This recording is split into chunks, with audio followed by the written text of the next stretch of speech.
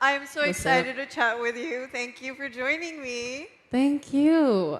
Thank you for having me in this sweaty Phoenix weather. I love this. Yes, it's gonna, let's ignore the weather for a second. Can we all just please acknowledge the incredible award season that Audrey is coming off of?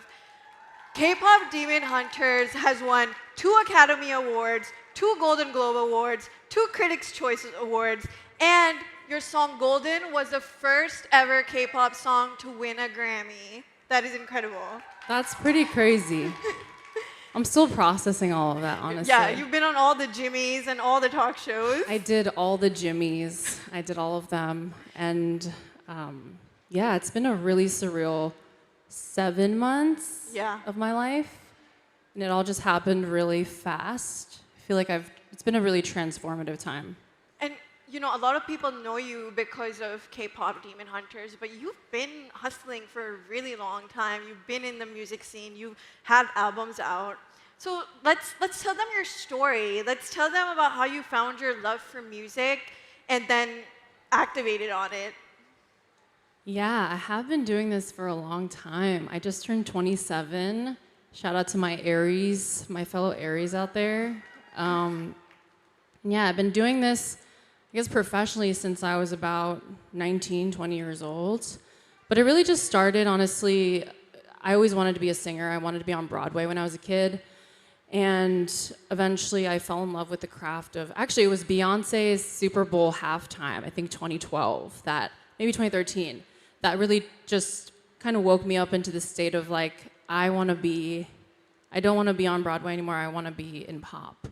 So that was a really transformative moment for me, and then from there I just started, I had no way into the industry per se. I didn't know, my parents are immigrants, and my dad is in clothing manufacturing.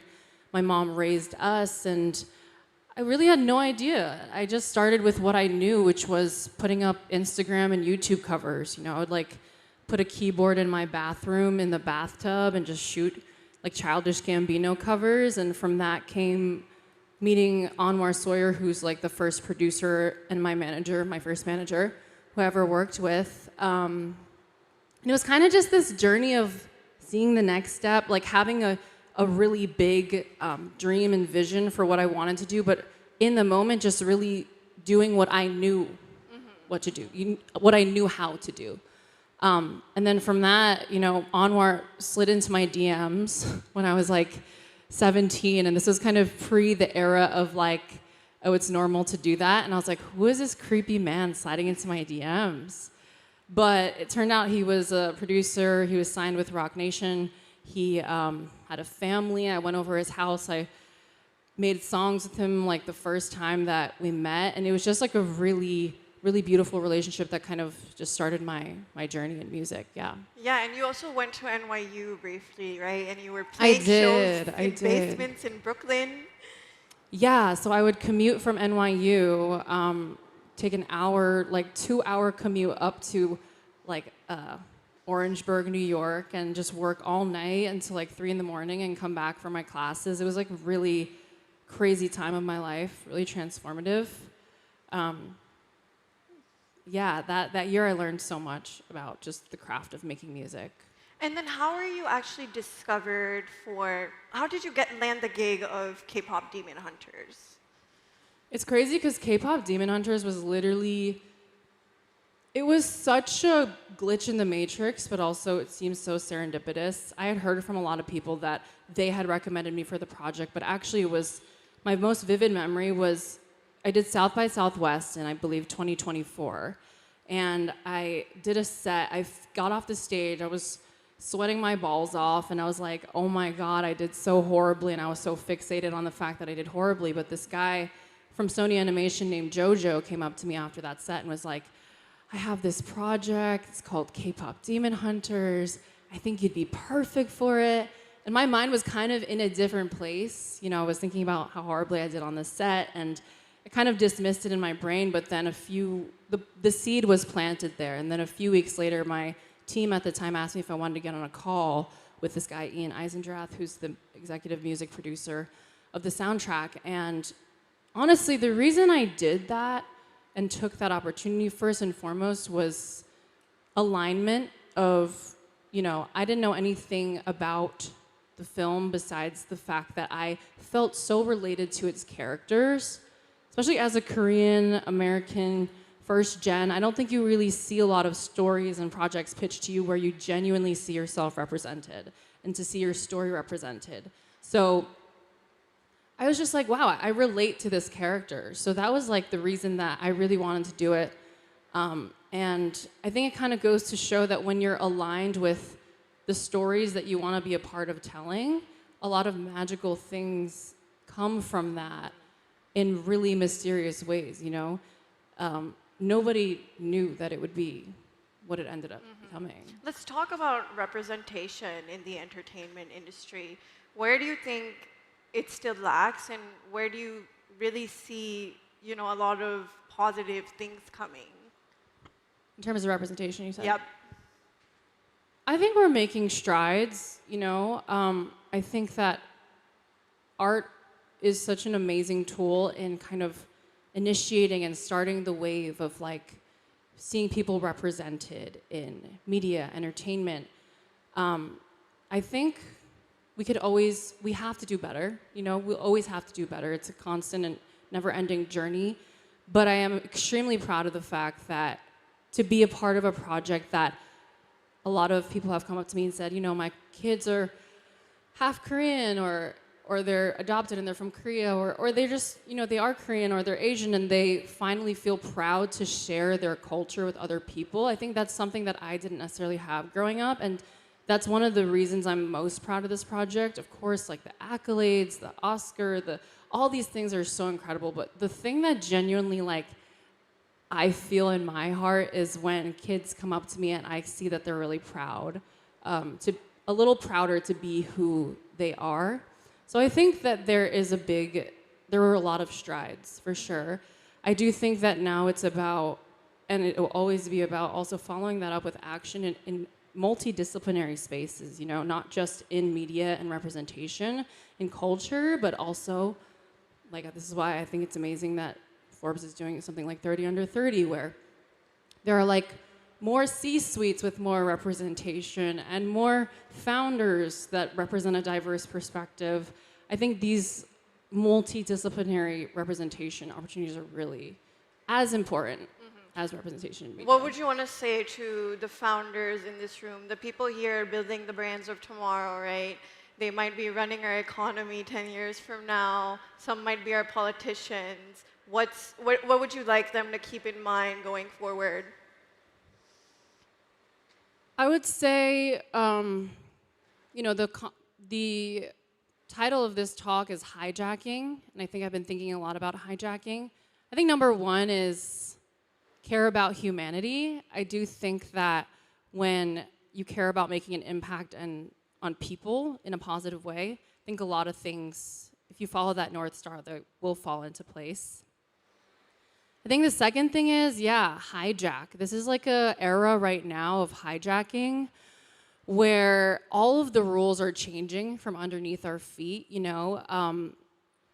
I think I always used to be interested in this concept of rebel, fuck the system, we're gonna burn things down and do it our way. I think now as the years have passed, I'm in a place where I'm no, we need to build, we need to hijack, we need to work with people who have different perspectives than us and come from different places than us.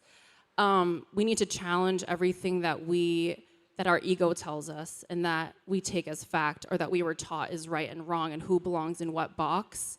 So I think it's about hijacking. Hijacking takes humility. It takes understanding that everything that you learned can be unlearned and sometimes should be unlearned. It takes people. It takes finding the right people. I think sometimes, I, even as an artist who basically started my own business, when I was 19, I wanted to work with people who agreed with everything that I said. And I think that there's a difference and a discernment between people who you're aligned with and the people who you're aligned with who challenge you. I think finding those people is extremely important. And yeah, just this idea that everything is creative. Like if you're not here to create something, then what are we really doing, you know? So tapping into that. So how are you hijacking, Audrey? What's your plan? As abstract as this concept is, I did think about one thing with hijacking. I think for an important rule of thumb is tools are tools. I hated social media for a long time, especially during like the COVID era where there was such a burst in like so much saturation of everyone making art and everyone creating. I think also I grew up thinking that I hated pop music sometimes. I think we have to be really careful not to equate the tools to what the tools have traditionally been used for. So I think hijacking for me is, I saw this quote at the Guggenheim back in like 2024 by Jenny Holzer, and it was on this marble stone. It said, use what's dominant in culture to change it quickly. So for me, hijacking is respecting, observing what works. I don't know, are there any artists or creatives in this not room, but under this tent? Okay, so this one's, yeah. So this is for you. I think as artists, we are such emotional beings, and I think we're so attached to our taste. Our taste is so important. But at the same time, I think hijacking is about respect, having the humility to respect the machines that are in place, not necessarily bowing down to them. That's not what I'm talking about. I'm more so talking about respecting that they work and kind of understanding what is it that you can take and what is it that you can humbly observe and learn and kind of bring into your practice. For me, I've had a huge realization with respecting pop music, understanding that pop is not a genre, it's a tool, you know, it's a design philosophy. So I think the more you can kind of look at institutions, systems that you may not love what they've traditionally represented, but be like, okay, but what is working here? I think that's a really good practice. Yeah, Audrey and I were talking a lot about this concept of hijacking, and I was asking her about her inspirations, and one of the people you mentioned was Zoran Mamdani, which I loved so much. He's got fans. That guy is the GOAT. That guy is the GOAT, for real. But talk about hijacking, talk about cross-discipline, talk about genre bending. That man is genre bending the shit out of, like running circles around, you know, he is, I mean, even the jingles contest for the, free education for kids, like, he's hosting that with Cardi B, you know? And it's like, they're very different in the sense of like the field that they're in. But I think it's like finding alignment with people who are different from you. That is like, that's the era right now. It's no longer just 1 + 1 = 2. I think it's like true alchemy, true fusion.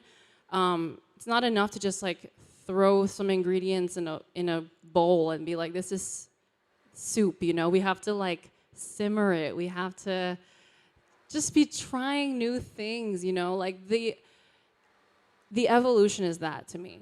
I love that. And you've really been using your platform for a purpose, right? You've built this huge fan base with K-pop Demon Hunters, and now you are raising money to go towards education. Can you tell us a little bit more about the philanthropic work you're doing right now? For sure. And first off, shout out to my manager, Paula, because she has been the co-pilot in kind of building all these things with me. So shout out to her. But yeah, I've always kind of believed that education, again, we talk about hijacking, but education to me is our biggest hope.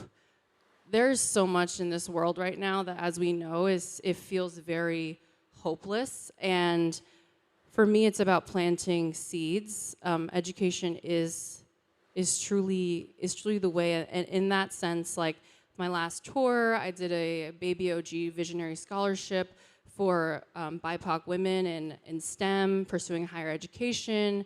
And I was telling you that the winner, Fatima, her name is Fatima, she's from Pakistan. And it's really amazing to kind of see the talent around the world. Like I got a lot of applications for that, and just incredible women who against all of the adversity they're facing, are just finding ways to get educated. And I'm just really proud to be able to provide humble resources for these women. And then also doing a fundraiser for Luminos Fund, which is an amazing organization in sub-Saharan African countries that gives kids a second chance at school. So again, it's like I want the education initiative, the access initiatives to be a part of everything that I do. You know, again, that's alchemy, like bringing your full self, I think, to what you do, understanding that you don't have to pick, and just rejecting like this binary thinking of like, I'm a singer, so I should be a singer, or I'm a rapper, so I should say doing that. Yeah, no, that's a really good point. But I do want to come back to the music for a second. You have some new stuff in store coming out soon, something you're working on? Yes, I am working on new music. It's been so fun. I'm so blessed. And please stay tuned for... Honestly, I'm in a place where I'm just falling back in love with music, which has been such a spiritual process for me. And I think that I learned so much in the studio about life, and I'm trying to bring as much as I can that I learned in those rooms to how, you know, my manager and I build the business around everything too. I think like everything should be a creative act. If you could leave this room with a very specific action item that they should do maybe after the summit, maybe think about tonight, what would it be?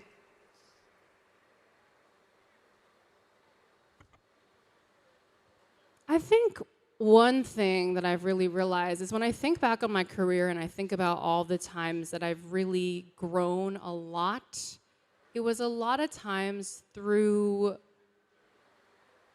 mentorship and through finding someone I'm really aligned with. You know, I think sometimes we're so independent, but it's really important to find people who you're aligned with, who hold you accountable. I think the action item would be go home and think about the people in your life who really challenge you and continue spending time with them. And if you don't have that person right now, I think it's really important to find that. And not just for like one-offs, but somebody to build with. I think that that's given me so much, like just soundboarding with people. And yeah, having someone who's gonna tell you no sometimes is really important. And guys, there's no better place to find you a mentor or someone who's going to challenge you or your next co-founder than at the Under 30 Summit. Audrey, thank you so much for joining me. Thank you guys so much.